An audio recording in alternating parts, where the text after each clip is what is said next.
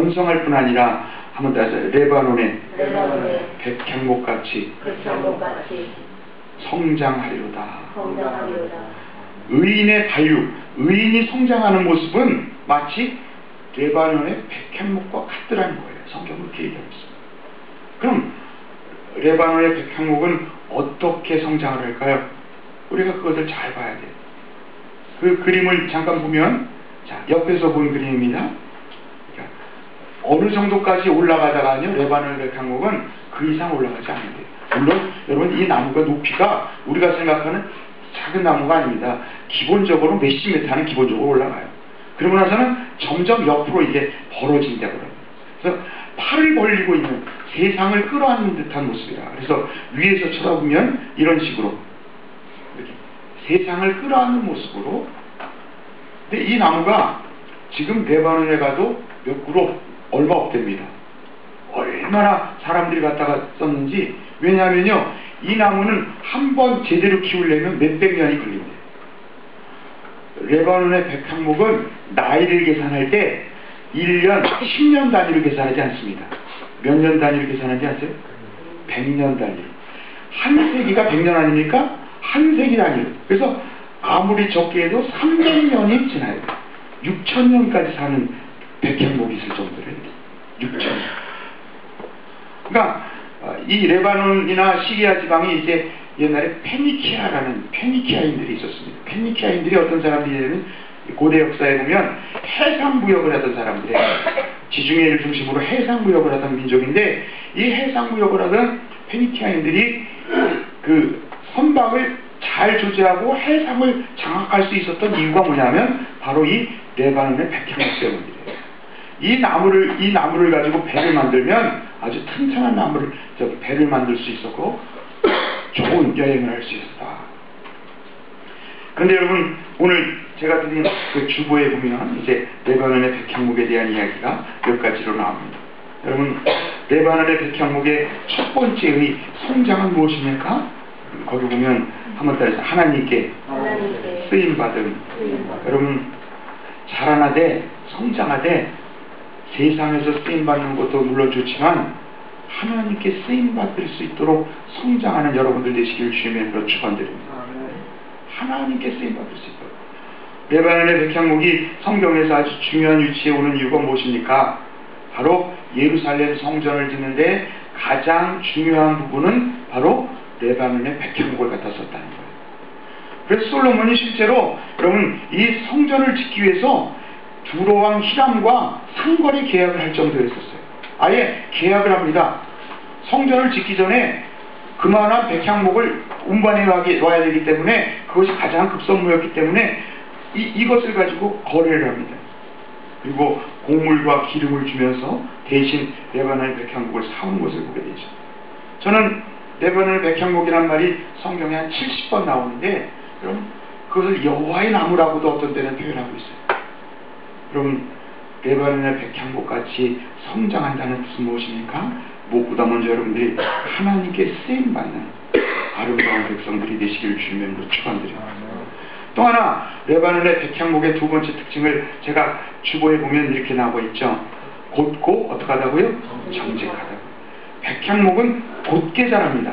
아주 똑바로 곧게 자라다가 여러분, 가지를 또 치는데도 가지도 소나무를 이렇게 구불구불한 게 특징이잖아요. 근데 레바논의 백향목은 곧게 수평으로, 그러니까 땅과 수평으로 가지를 뻗어나간다는 거예요.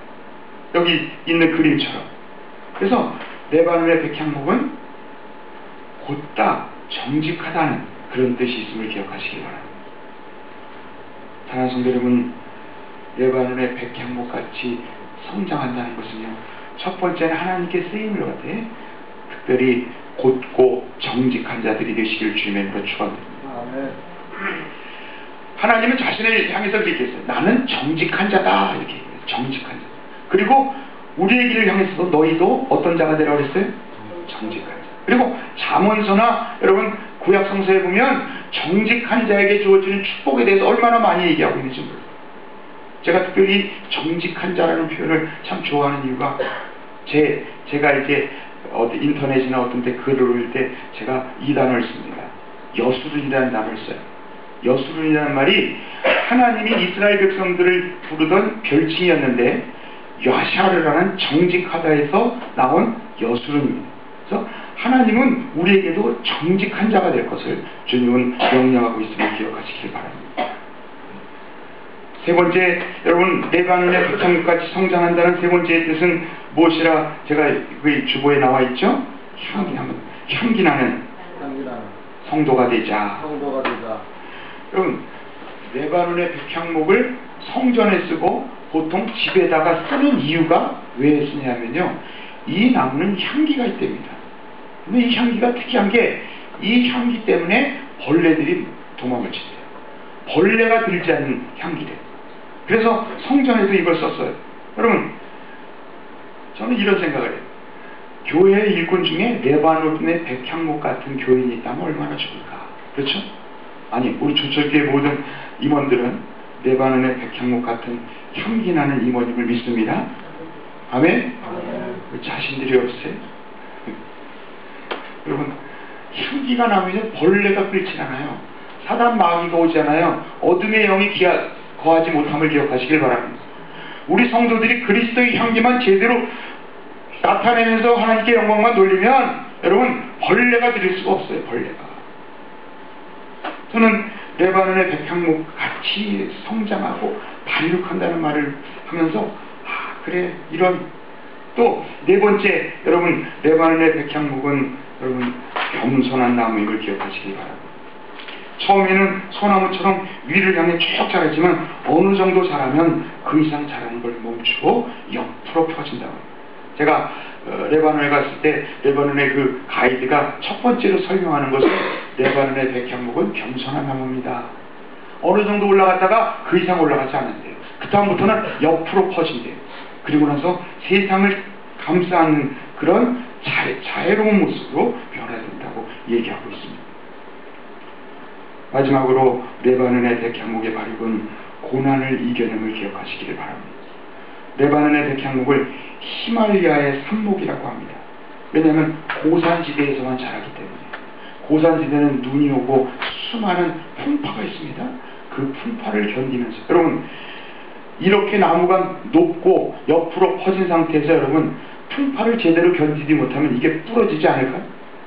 눈이 오면 부러질까요? 안 부러질까요? 웬만하면 부러지죠. 근데 레바논의 백향목은 그걸 이긴다는 거예요. 오늘 얘기 들으셨죠? 정리풍성에 눈이 많이 와가지고 한쪽이 가지가 부러졌다 아니면 그런 얘기 듣잖아요.